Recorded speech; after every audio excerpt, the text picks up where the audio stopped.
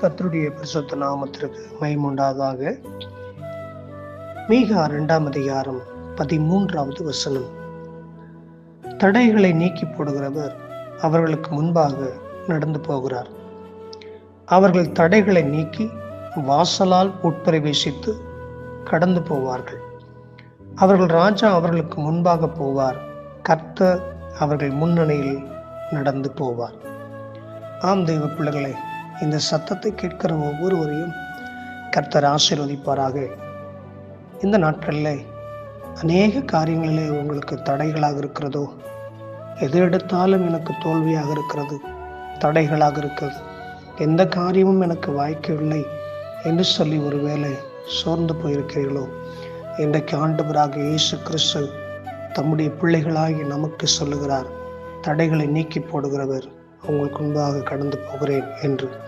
இந்த வேத வசனத்தின்படி சுவாசிங்கள். உங்கள் தடைகள் எல்லாவற்றையும் நீக்கி கர்த்தர் ஆசீர்வாதத்தை உண்டு பண்ணுவாராக. God bless you. ஆமென்.